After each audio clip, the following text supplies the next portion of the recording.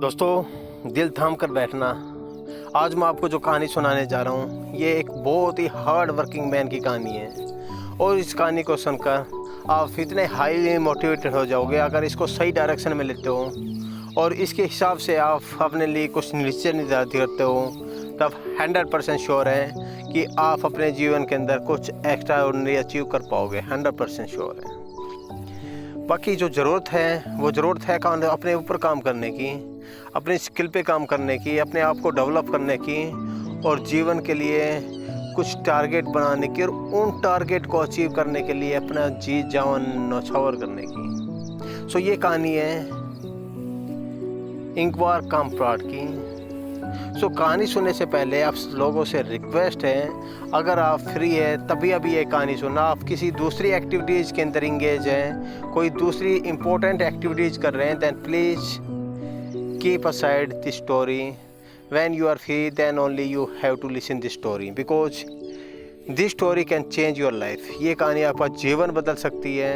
ये कहानी आपका टोटली आपकी लाइफ के लिए के अंदर कुछ गोल निर्धारित करके उनको कैसे अचीव करना है उसके लिए प्रेरित कर सकती है, अगर आपको इसको सही डायरेक्शन के अंदर लेते हो। सो ये कहानी है इंगवार कामप्राड की, जो कि एक बीमारी से ग्रस्त थे। और इंगवार वो बीमारी थी डिसलेक्सिया, जिस बीमारी के कारण वो पढ़ लिख नहीं पाते थे। सो 6 साल की उम्र में वो अपना छोटा सा एक बिजनेस स्टार्ट करते हैं। आप समझ सकते हो 6 साल की उम्र क्या होती है। बच्चों को एक बेसिक नॉलेज नहीं होती, समझ नहीं होती। उस एज के अंदर बीमारी से ग्रस्त होते हुए भी वो स्कूल के अंदर पेंसिल बेचना शुरू कर देते हैं दूसरे स्टूडेंट्स को, और ख़ुद ब्लॉक के अंदर ख़रीदते हैं, ज़्यादा क्वांटिटी में ख़रीदते हैं, उनको दूसरे स्टूडेंट्स को बेचकर कुछ प्रॉफिट गेन करते हैं। उसके बाद में जब उसके पास सेविंग इकट्ठी होती है तो उस सेविंग को 6 से 7 साल की उम्र के अंदर बच्चे क्या है खाने पीने में या दूसरे खिलौने खरीदने में खर्च करते हैं, जबकि इंगवार उस सेविंग से अपने लिए एक साइकिल खरीदता है और दूसरे गांव के अंदर साइकिल से पेंसिल बेचना शुरू कर देता है। और धीरे धीरे करके वो कुछ सेविंग इकट्ठी करता है। और उसके बाद में बिकॉज उस बीमारी के कारण वो पढ़ाई लिखाई नहीं कर पाता है, तो वो पढ़ाई लिखाई बीच के अंदर छोड़ देता है और वो इवन कॉलेज भी नहीं जा पाता। और अपना 17 साल की उम्र के अंदर अपने फादर से कुछ पैसे उधार लेकर अपनी एक कंपनी का निर्माण करता है। और उस कंपनी का नाम IKEA ये ब्रांड है मार्केट के अंदर, फर्नीचर की दुनिया के अंदर। बिकॉज इसने जैसे ही फर्नीचर की दुनिया में कदम रखा, इसने तहलका मचा दिया because of his quality. Number उसकी 2 चीज़ें बहुत ही शानदार है। सस्ते दामों पर क्वालिटी प्रोडक्ट कैसे कस्टमर को प्रोवाइड करवाई जाए, ये उसकी टोटली ही बेस है इस कंपनी का। और इसी सपने को पूरा करने के लिए उसने इस कंपनी का निर्माण किया। और जैसे उसने इसका निर्माण किया और धीरे धीरे जब ये ग्रो करने लगी, तो जो इसके कंपटीटर थे, जो इसके कंपटीशन में थे, उनके होश उड़ गए। और धीरे धीरे कस्टमर का बिलीव जीतते हुए इसने नई ऊंचाइयां हासिल की। और आज की डेट के अंदर वर्ल्ड के अंदर 300 से ज़्यादा स्टोर हैं इसके। सो आप समझ सकते हो कैसे इंगवार ने स्टार्टिंग में कंपनी का निर्माण करते हुए और कैसे धीरे धीरे जो कस्टमर्स का बिलीव जीतते हुए और कैसे सक्सेस हासिल की। उसकी जो स्वीडन के अंदर शोरूम खुला था, उस दिन 80,000 लोगों ने इनके शोरूम पर शॉपिंग की थी। 80,000 लोग एक शोरूम पर शॉपिंग करने आ रहे हैं, तो आप बिलीफ सिस्टम, उसकी जो क्वालिटी है वो समझ सकते हो। आज की डेट के अंदर जो है दुनिया भर के एग्जाम्पल हमारे सामने हैं, जो काफ़ी टाइम बिता देते हैं फिर भी कस्टमर नहीं आते हैं। और जबकि पहले दिन इंगवार का जो शोरूम था स्वीडन के अंदर, उसके अंदर 80,000 लोग उसके जो शोरूम पर शॉपिंग करने आए थे। सो ये है क्वालिटी, और क्वालिटी अपने आप बोलती है। बिकॉज कस्टमर को क्या चाहिए, गुड क्वालिटी प्रोडक्ट चाहिए और सस्ते दाम पर चाहिए। और वो कस्टमर की नीड को समझते थे और कस्टमर की नीड को पूरा करने के लिए उसने इस कंपनी का निर्माण किया और अपना बेस्ट देना शुरू कर दिया। तो अगर हम दूसरे एंगल से देखें, वो भी डीमोटिवेट होकर आराम साइड के अंदर बैठकर एक नॉर्मल जीवन जी सकता था। अगर मैं तो जी क्या करूं, मैं तो जी पढ़ा लिखा नहीं हूं, बिकॉज मेरे को बीमारी है जिसकी वजह से मैं पढ़ लिख नहीं सकता, और वो किसी दूसरे पर डिपेंडेंट होकर अपनी पूरी ज़िंदगी गंवा सकता था। बाकी उसने इसको स्वीकार नहीं किया, हाँ कैसे मैं अपनी जो लाइफ है उसको गंवा दूँ, और उन्होंने अपने लिए एक अलग से टारगेट डिसाइड किया और उस टारगेट को पूरा करने के लिए उसने अपनी जो है ना जान न्यौछावर कर दी। तो इस तरह की जो है हमें अपने लिए टारगेट बनाने चाहिए लाइफ के अंदर, तभी हम कुछ एक्स्ट्रा ऑर्डिनरी अचीव कर सकते हैं।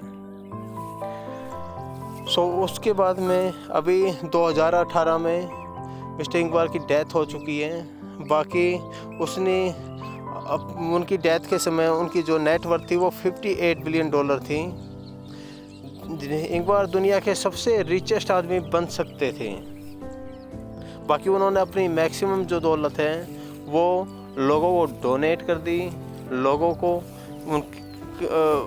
मदद करने के लिए उनको डोनेट कर दी। और वो जब भी ट्रैवल करते थे वो जो इकोनॉमी क्लास होती है उसके अंदर ट्रैवल करते थे। जब भी कहीं पे उनको रुकना होता था तो सस्ते होटल में रुकते थे। उसका सिर्फ एक रीज़न है, वो सिर्फ एक चीज़ पर काम करते थे। अगर मैं जो कमाई कर रहा हूँ, मैं जो अर्निंग कर रहा हूँ, और उस अर्निंग को अगर मैं किसी को डोनेट करता हूँ और उस डोनेशन की वजह से अगर किसी का परिवार चल सकता है, किसी को मेरी तरफ से सपोर्ट मिल सकती है, तो ये मेरे लिए ज़्यादा बेटर है कि अपेक्षा बहुत ज़्यादा लग्जीरियस जो गाड़ियाँ ख़रीदने की और लग्जीरियस लाइफ जीने की अपेक्षा। वो अपनी इंटरनल सेटिस्फेक्शन पर काम करते थे और अपनी इंटरनल सेटिस्फेक्शन के लिए वो डोनेट किया करते थे और एक नॉर्मल लाइफ जिया करते थे। जो this was the quality of this wonderful man, that how he did a lot of hard work in his life, how he do his best to achieve something in the life, and how he reach on the top of the market. अगर हम Forbes की बात करें तो इसका जो brand था, IKEA का जो ब्रांड है, मिस्टर इकबाल का जो ब्रांड है, वो 40 नंबर पे एग्जिस्ट करता था, 40वें नंबर पर एग्जिस्ट करता था। अगर वर्ल्ड के अंदर अगर आपका कोई ब्रांड है 40वें नंबर पे, आप समझ सकते हो कस्टमर का बिलीफ सिस्टम कितना स्ट्रॉन्ग रहा होगा कि वो कस्टमर का बिलीफ उनको 40वें नंबर ब्रांड पर लेके आ सका। सो दोस्तों, एक लाइफ है, एक जीवन है, इसको या तो रो रो के गुजार दो, या दूसरा तरीका मिस्टर इकबाल का तरीका है कि आपके पास क्या नहीं है उसको साइड में छोड़ दो मेरे भाई।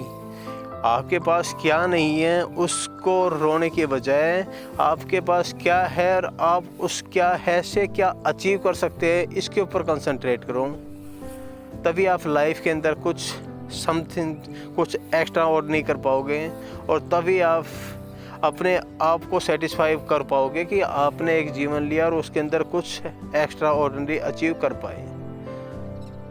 हम हैं क्या, हम एक आर्टिस्ट हैं, प्लेयर हैं, हम एक कलाकार हैं, और ये जो जीवन है, ये जो परमात्मा ने हमें जीवन दिए हैं, ये अपना बेस्ट देने के लिए दिए हैं। अगर आपको जो भी है, देखो सर्कमस्टांसेस सभी के लिए एक नहीं होते, बाकी विपरीत सर्कमस्टांसेस के अंदर जब आदमी ग्रो करता है तो उसकी जो ग्रोथ होती है वो एक्स्ट्रा ऑर्डिनरी ग्रोथ होती है और वो लोगों के लिए रोल मॉडल बन जाते हैं।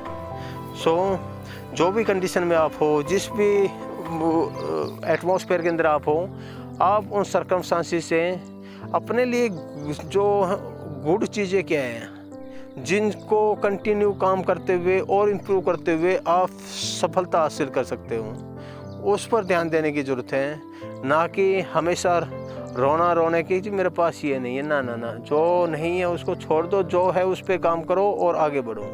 और दुनिया भर के एग्जांपल हैं जिन्होंने अपने ऊपर काम किया, अपने आप को जो सेटिस्फाई किया, अपने लिए टारगेट बनाए, उन टारगेट को टाइमलाइन के हिसाब से मैप किया और उन टाइमलाइन के हिसाब से अपने टारगेट अचीव किए, और उन्हीं की बदौलत आज वो दुनिया के लिए रोल मॉडल बन चुके हैं। वो मरकर भी जिंदा हैं।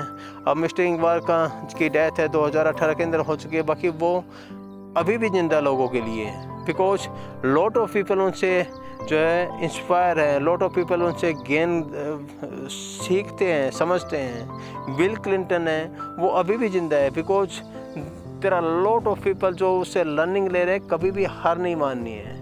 स्वामी विवेकानंद है, अभी भी जिंदा है। दुनिया भर के एग्जाम्पल जो मर चुके हैं वो बाकी अभी भी लोगों के अंदर, लोगों के दिलों के अंदर जिंदा है, because of their hard work. So believe on your self, make the target, divide into the timelines and do your best to achieve the timeline. This is the most important thing, that you have to achieve the things within the timeline. You have to do your best. You have to keep separate all the bad things and you have to work on the good things only, and you have to convert these bad things into the good things. Then only you can complete the target, you can achieve something extraordinary. So thank you very much for your patience, and I hope you learn something new with the help of this video, and you will make the new target for yourself and you will do your best to achieve this target. It is most important. So thank you and God bless you.